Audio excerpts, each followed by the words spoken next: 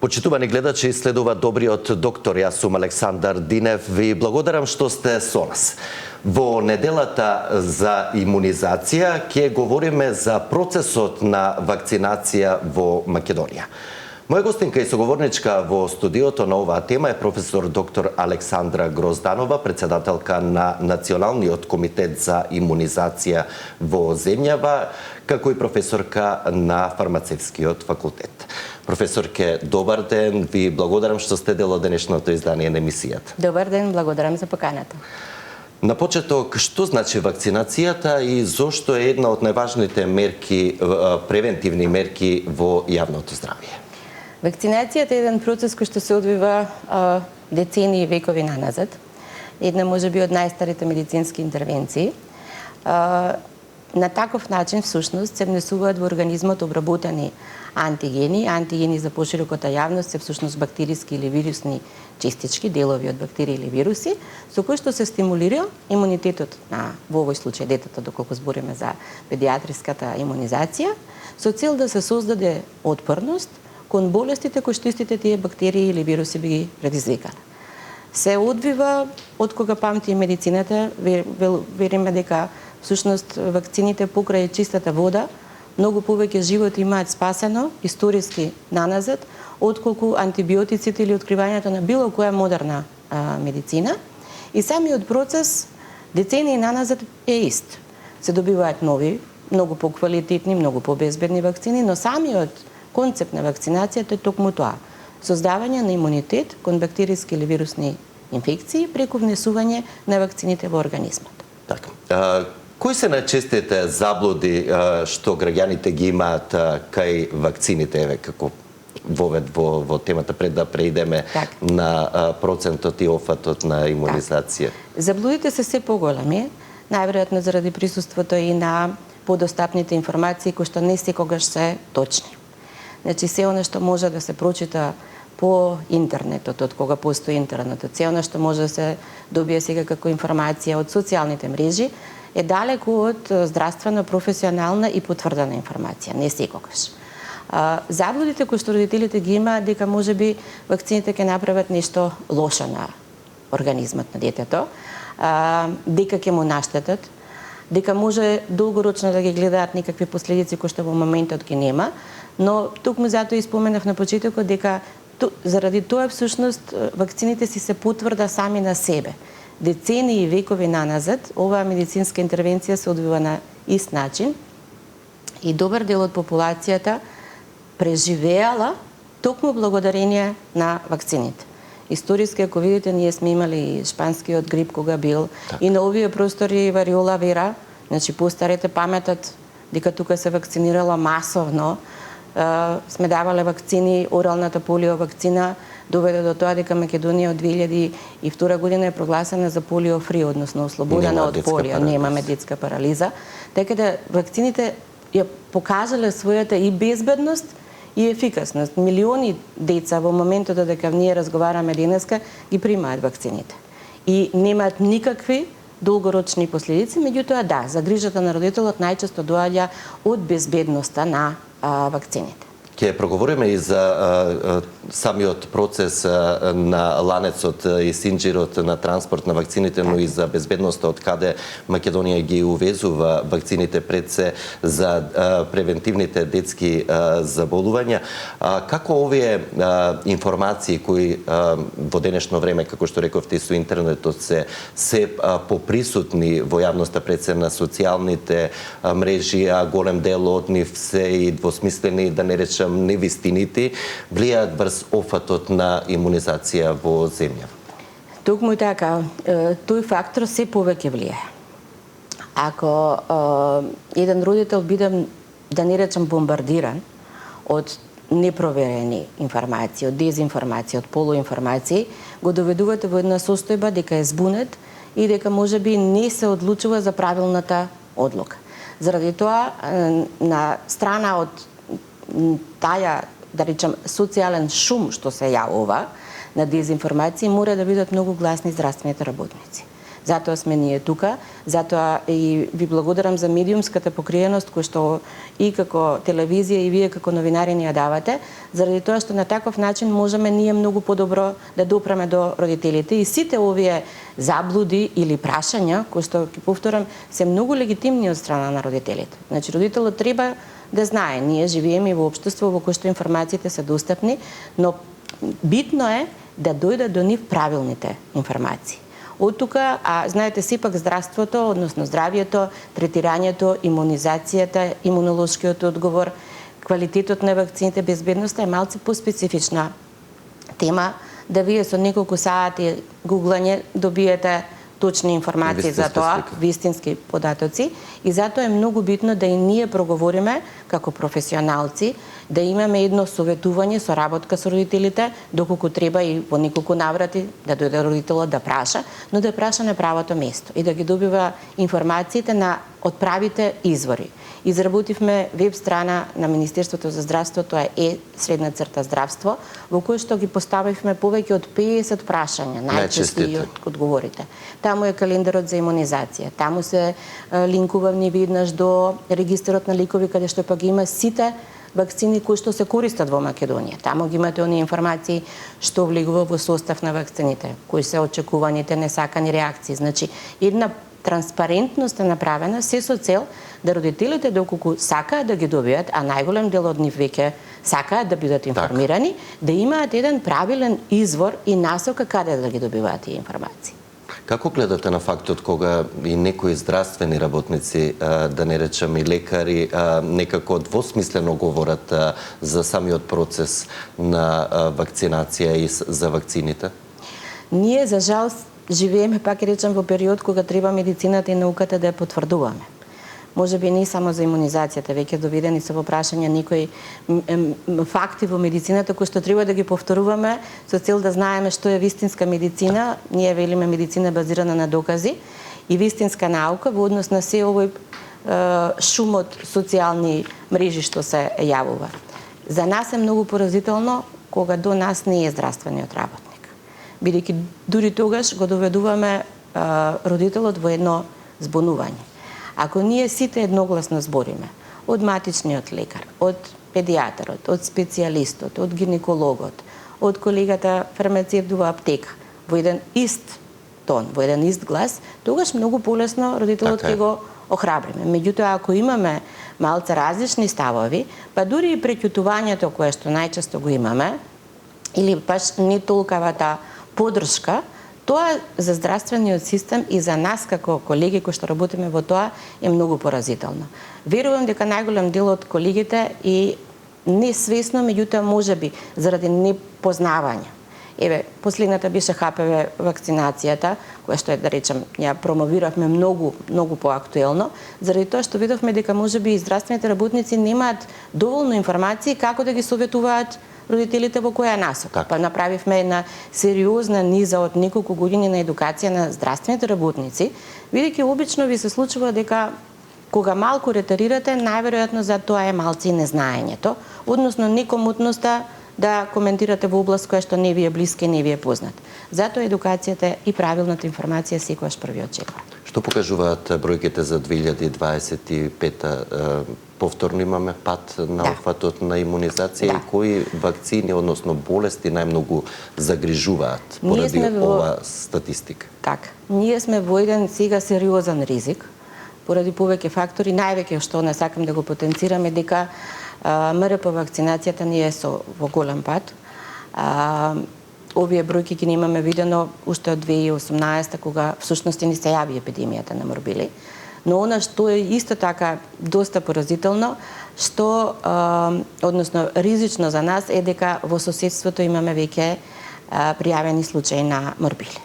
Во Бугарија има над 100, во Србија имаме, и тоа не доведува во еден сериозен ризик со вака низок опфат, значи околу 60%, повторно да ни се јави состојбата од 2018-19, а тоа е епидемија со морбили, и затоа вака многу проактивно делуваме со цел да ги информираме родителите за ова, за жал, толку скептична вакцина од страна на родителите, дека навистина никаква потреба и дека ризикот од болеста е многу поголем во однос на примање на вакцината.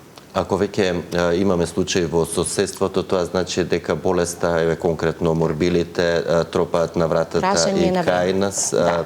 Што значи тоа? Какви здравствени компликации може да добијат пред се децата, оние кои не се вакцинирани, зошто треба да се вакцинираат? Оваа вакцина, да појасниме, се прима на 1 годишна возраст, значи се наполнети веќе 12 месеци и всушност педиатриската популација, односно новороденчињата до таа возраст, се во најголем ризик, бидејќи тие според календарот на имунизација и до тогаш не можат да ја примат.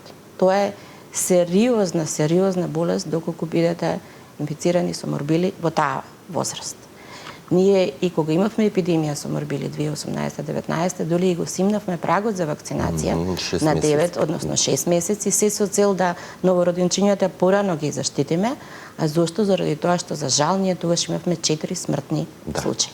Покрај компликациите кои што се сериозни, невролошки, енцефалити, нарушување комплетно на имунолошкиот систем, тие се компликации кои што се инфектолозите ги видоа, ние тогаш имавме ситуација дека дел од колегите беа толку вознемирени што всушност првпат видеа како изгледаат морбили кај новороденчиња. Имавме 1905 случаи на заболени деца, од кои што спомнувам 4 смртни случаи, и тоа не беше толку одамна. Обично, исто како што ќе ни се случи и сега, правевме масовна имунизација. Еве еден податок и за граѓаните да знаат, ние тогаш во период од 6 месеци вакциниравме над 43.000 деца тука на нашата територија. Подлежачки деца од различна возраст до 14 години. Потоа фати пандемијата. Меѓутоа, тие 43.000 деца на вака мала територија, за таков краток временски период, таа лоша асоцираност со аутизмот, ние не ја видовме. Тоа се наши семејства, тоа се наши деца. Тоа ми беше и следното прашање, професорке, како председателка на Националниот комитет, едно од најпоставуваните прашања дури и на секоја изјава или интервју, има ли поврзаност помеѓу МРП вакцината и аутизмот кај децата? Веднаш ќе кажам не. Не постојат научни докази, не постојат ни историски докази наназад. Имаше еден многу несреќен научен труд, објава, 90-тите години, која што потоа се повлече, која што всушност беше шпекулативна и во делот на науката, каде што таа се направи асоцираност. И таа е таа штета кога нештото ќе излезе во јавноста, кога вие потоа треба да го демантирате, односно објаснувате. Но овие податоци што ги кажувам, ние обично се служиме со, се почесто се користат податоци од реалниот свет, real world data. Оваа вакцина се дава децении на нас. Значи, не станува збор за нешто што го немаме испитано. Милиарди дози се дадени. Ови податок што го кажав, ако ние на нашата територија имаме дадено за 6 месеци 43.000 дози и при тоа ниедно од тие семејства не се пријави, ние имаме наши национални податоци кои што точно за таа вакцина ја потврдуваат и безбедноста и ефикасност. Меѓутоа, тие родители, тие семејства сега се комотни. Имаме нови родители, нови деца. Зарем повторно треба да доаѓаме во ситуација да истото го правиме, а според бројките на опфатот што ги спомнавте, најверојатно дека ќе мораме. 2025 е со релативно низок опфат по сите вакцини. Единствено ХПВ вакцината е во пораст и многу ми е драго заради тоа, затоа што се гледаат и напорите што ги направивме, токму затоа што ја спомнав едукацијата. Тоа ни го потврдува дека правилниот начин е во едукацијата и во правилната информираност. Другите вакцини ни се со намалување на опфатот. Тука има повеќе фактори што делуваат, а еден од клучните фактори кога го анализиравме извештајот со колегите од комисијата е дека претходната година 24-та ние имавме пандемија со пертусис. Да, голема кашлица. Голема кашлица. И тогаш кога имате епидемија, ги превземате сите оние мерки кои што и сега сакаме однапред да ги превземеме, а тоа е повикување на сите деца кои што треба да ја примат вакцината, меѓутоа покрај пертусис они беа вакцинирани со се она што беше пропуштено ке нив. И значи тогаш имавме еден, и ако ги видите бројките, 24-та е со многу подобар опфат од 25. Е сега дали тоа резултира дека тие родители следната година се опуштаат? дека ги нема, тоа е едно нешто. Дали се поинтензивно и што го спомнав влијанието на социјалните мрежи и дезинформациите. И исто така подоминантно ви доаѓаат нови генерации на родители кои што најголем дел не само за имунизацијата. Најголем дел од информациите што ги примаат во било која област е преку тие канали. Колкав е вкупниот процент со сите вакцини од редовниот канал? Од сите не можеме така да го направиме, меѓутоа ќе сите имаме пат. Интересно е што сакам да споменам, во внатрешноста имаме градови, посебно помалите градови, каде што имаме над 95%. Што е доволно за колективен имунитет. Тоа кажува, затоа ви реков повеќе фактори влијаат, тоа кажува дека пак здравствените авторитети во тие мали места, каде што знаете дека докторот ако го вакцинирал своето внуче, ако ги вакцинирал сите од своето семејство, ако му верувате и тоа го потврдувате, дека тоа е многу клучен фактор. Така е. И таа доверба помеѓу докторот и родителот е еден навистина од нашите најголеми моменти со кои што работиме, да ја подигнеме не само свеста, туку да ја одржуваме и довербата. Тие се фактори кои што влијаат. А во урбаните средини обратна слика? Скопје, Охрид, Битола, Струмица, големите градови, со мешани. Во Скопје живеат многу луѓе кои што не се од Скопје, односно имаме луѓе од натрешноста кои што доаѓаат. Имаме повеќе вакцинални пунктови, меѓутоа тука и факторите како достапноста па на различните информации. Влијанието на тие нови генерации на родители е измешано. Така да реков повеќе фактори, но сето тоа не става во еден сериозен ризик. Ние за вакцината за пертусис, таа е вакцина која што не е асоцирана со несакани реакции. Они нормални очекувани, па видовме дека како што ни падна опфатот со таа вакцина, се јави епидемија. Значи точно тоа го гледате дури и кога немате скепца кон дадена вакцина, дека во моментот кога населението, односно популацијата дечија нема да биде доволно со одреден процент, тоа е над 95%, тогаш болеста се јавува. Така, неминовно е тоа. Да ги слушаме прашањата и од нашите гледачи. Добар ден, во програма сте, повелете. Да, во очекување на прашањата од гледачите ќе ми сигнализираат од режија која ќе може да ги вклучиме. Колку вакцини има во редовниот календар за имунизација? Во нашиот календар ние вакцинираме против 13 инфективни заболувања, вклучително и бактериски и вирусни, почнувајќи од БСЖ вакцината, која што на пример ќе споменам дека ја нема во другите европски календари, во најголем дел, заради тоа што ние сме ендемска подрачје каде што туберкулозата се уште постои. Тоа е веднаш по раѓање. Веднаш, заедно со хепатит. Во родилиштата. Да, во родилиштата.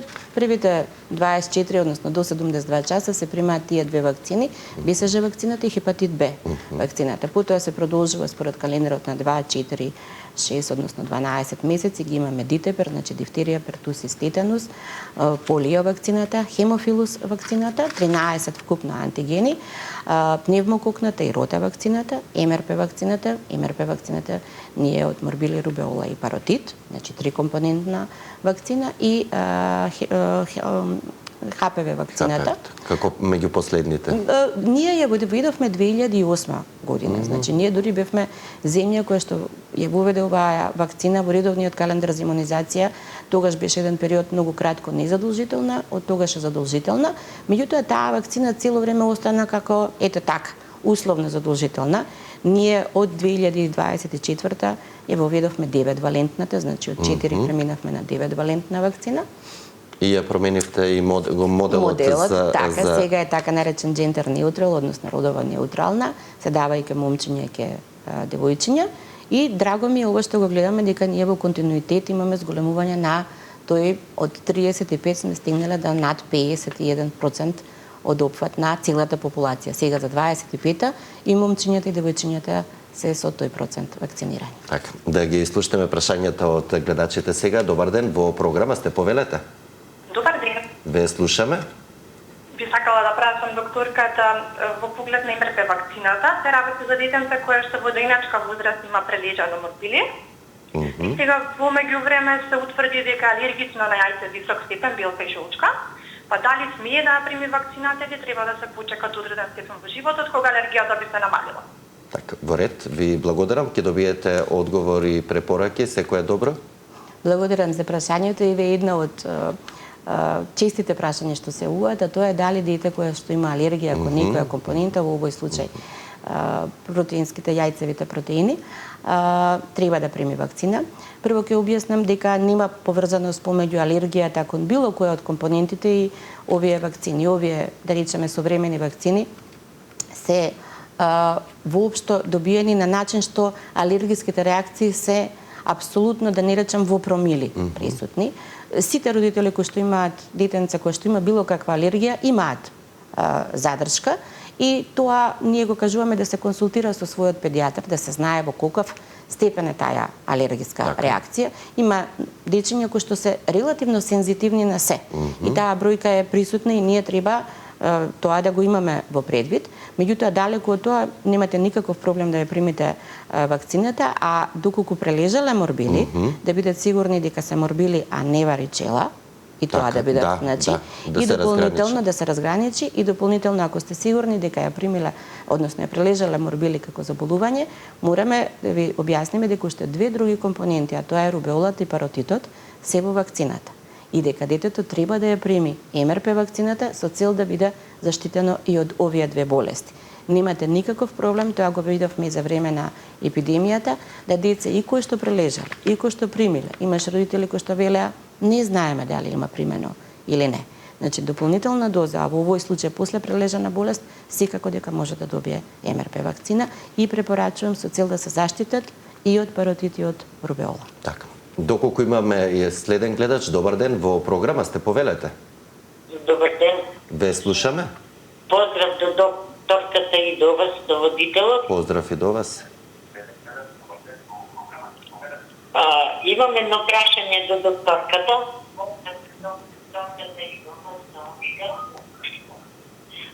Имам внука 16 години. Ми реко, требаше да примам некоја вакцина за девојчиња, што е. ХПВ. Ама се плашиме.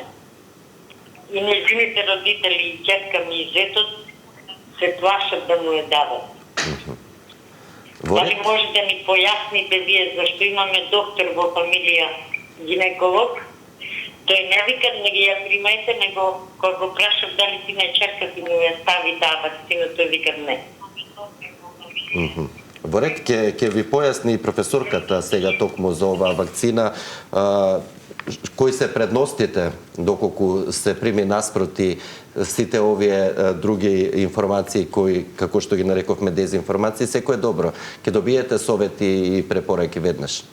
Благодарам за прашањето и благодарам што една ревностна баба се јавува и ова обично го слушаме тоа, кога веќе има дилема во семејството, добро е да сите се информираат и да завземат заеднички став. А еве веднаш ќе ви кажам, поздрав и до колегата кој што рекол дека нема да ја вакцинира, јас мојата ќерка ја вакцинирав со ХПВ и ќе го вакцинирам и син ми сега со оваа ХПВ вакцина. ХПВ вакцината заштитува од хуман папилома вирусот. Тоа е вирусна инфекција која што најчесто се пренесува сексуално, иако не мора да има сексуален контакт за да биде инфицирана особата. Според календарот нашиот се прима од 12 до 15 години.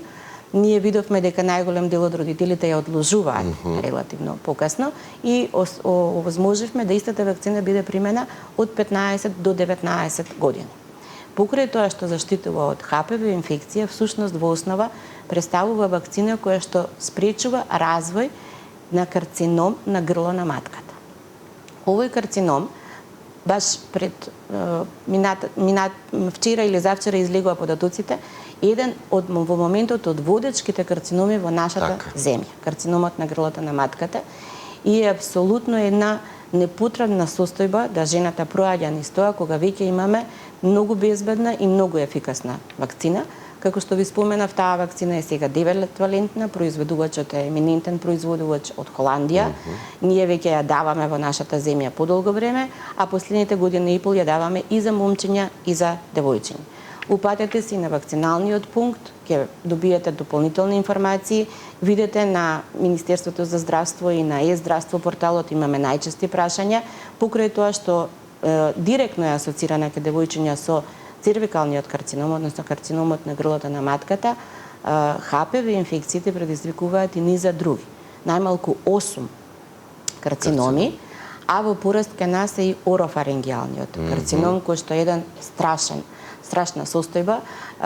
Така да моја топла препорака да вашата внука ја прими вакцината и ќе бидете комплетно безбедни. Со оваа вакцина ќе дозволите се врзани и многу прашања од типот на стерилитет и слично. И тоа да го објасниме дека најчесто станува збор всушност за нетретирана ХПВ инфекција, која што постојано перзистира долги години, која што не се забележува, која што не можете веднаш да ја детектирате. Значи инфекцијата е причина за стерилитетот, а не вакцината. Точно така. И тоа и ке девојчињата и ке момчињата. Да. Ке вклучим уште еден гледач. Добар ден, во програма сте, повелете. Добар ден. Ве слушаме. Поздрав до докторката, лично и до вас. Поздрав и до вас. Ги почитувам докторите и посебно и професионалните, мислам, просветата и докторите се темел на нашето општество. Јас имам 80 години и редовно примам вакцина. Откога почнав да ги примам вакцините, се осеќам као да сум 20 годишни. Преку зима, па и до ден ден. За сезонската за грип говориме. Да. Немам многу знање јас за медицината, а и сум друга струка, сосема друга струка. Едно прашање имам за телевизиските, за медиумите. Зошто се даваат овие емисии во 10 часот? Па помрднете ги малку емисиите од турските емисии, за да можат да слушаат и помлади, и постари, и сите. Во овој временски период само слушаме пензионери. Так, да. Убави се емисиите, посебно и сите, ама веднаш да се тргнат. Ви благодарам за сугестијата, да, секако тоа е уредувачка политика, да, секој е добро, господине, да, тоа е ваш личен став и за белешка. Професорке, еве, имавме и за сезонскиот грип потврда. Ова ми е посебно драго, заради тоа што ние од 2019 овозможуваме бесплатна вакцинација за ризичните групи, меѓу кои што се над 65 години. И верувајте дека ова е многу често што доаѓа до нас како информација. Тоа се многу совесни граѓани кои што веќе од друга перспектива и здравјето си го ценат. И многу ми е драго вака кога ќе слушнеме, нашите бројки покажуваат. Ние почнавме со набавка на 20.000 вакцини бесплатни за грип 2018 година. Лани во нашата држава за сезонскиот грип се потрошија над 80.000. Тоа е доказ. И повторно ќе кажам, тоа се случува на нашите простори. Не раскажуваме клинички студии или не раскажуваме искуства од Австралија или Соединетите Американски држави, тоа се случува тука. Тоа ви е потврда дека и граѓаните кога ќе видат дека бенефит од истото од вакцинацијата, тие повеќе не им треба убедување. Меѓутоа граѓаните убаво кажа, тоа е потврда и кога вистински ќе го почувствувате на своето здравје. Така. Професорке, кои вакцини се планираат да се воведат? Се планирали воопшто проширување на календарот за вакцинација или пак сте на предлог за некои незадолжителни вакцини? Да, како што споменав, нашиот календар опфаќа 13 болести, да, вакцини за 13 инфективни заболувања. Современите календари во западноевропските земји и во Соединетите Американски држави стигаат до 15, односно 17. Значи бројот на вакцини ќе не е уште поприсутен. Тоа зависи и од територијата на која што, како што ви споменав, ние имаме БСЖ вакцина во другите земји. Подрачје или дали е почеста болеста? Од вакцините кои што очекуваме дека ќе има промена, тоа е зголемување на валентноста на пневмококната вакцина. Сега во моментот ја користиме 13 валентната. Очекуваме дека ќе дојде кај нас со поголема валентност вакцина, значи повеќе серотипови, всушност ќе има во таа вакцина и ќе обезбедува поширока заштита. Она како што беше ХПВ, од ХПВ 4 преминавме на ХПВ 9, сега очекуваме дека од 13 валентната ќе преминеме на поголема валентност и тоа ќе обезбеди, значи тоа е една иста вакцина која што ќе обезбеди поширока кон поголем број на серотипови. Во најава е и РСВ вакцината, тоа е бидејќи нашите колеги и педиатрите и епидемиолозите гледаат дека респираторниот синцитијален вирус е доста присутен кај нас. Тоа се јавува и сезонски, меѓутоа се јавува особено и е многу ризичен за прерано родените или дури и за деца кои што ќе бидат родени во сезоната кога имате висока инциденца, значи кога вирусот циркулира. На есен и зима. Да, од есен некаде до зимата, иако малце се пролонгира така.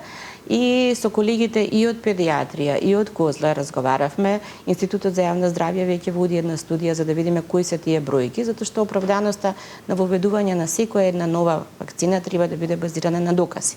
Колку се тоа случаи и слично, меѓутоа таму имаме оправдано заради тоа што навистина може да има многу сериозен тек таа вирусна инфекција, значи респираторниот синцитијален вирус, и таа е вакцина која што би била во најава. Од овие кои што се незадолжителни, очекуваме дека центрите за јавно здравје ќе имаат менингококната вакцина, а таа ја немаме кај нас, хепатит А вакцината. Овие ги спомнувам затоа што нашите матуранти кога се запишуваат и кога треба да одат, да речеме, во странство да студираат, покрај што мораат да ги примат сите вакцини од редовниот календар, понекогаш им ги бараат и овие дополнителни, како што е хепатит А, менингококната вакцина. И тоа е интересно дека тогаш истите тие граѓани, односно родители и деца, ги примаат вакцините си со цел да го задоволат барањето на институцијата каде што треба да престојуваат. Или државата, да. Точно така. На самиот крај да финишираме со клучното прашање, безбедни ли се вакцините кои се користат во Македонија? Апсолутно да. Еве и нашите податоци покажуваат тоа. Ние со цел да одговориме на ова прашање направивме комплетно транспарентна платформа во која што со кликање граѓаните кои што ја користат и апликацијата Моје здравје може да видат сите вакцини што се регистрирани кај нас. Прво имаат поминато ригорозна контрола на ниво на Европската унија или произведувачите, имаме и од Соединетите американски држави вакцини. Имаме потврда на ниво на нашата агенција за лекови, значи Малмед, кога би се регистрирало, и најважно од се што веќе го имаме искуството да овие вакцини, кои што се примаат се идентично оние вакцините кои што некое друго семејство во Германија ќе ја прими или во Шведска ќе ви речат да, и ние ја примивме идентичната вакцина како што вие во Македонија. Од аспектот и на безбедноста и на квалитетот на вакцините, навистина родителите не треба да имаат задршка. Професор, ќе ви благодарам за одвоеното време, за советите и искуството кое го споделивте на оваа доста значајна тема, и не мора да се гледаме само за неделата на имунизација, може почесто да бидете гостин во Добриот доктор. Ви благодарам. Почитувани, а вам ви благодарам за вниманието со кое не следевте. Ве поканувам да бидете повторно со нас и утре. Во меѓувреме останете со програмата на Сител телевизија. Имајте убав ден и грижете се за вашето здравје. Пријатно!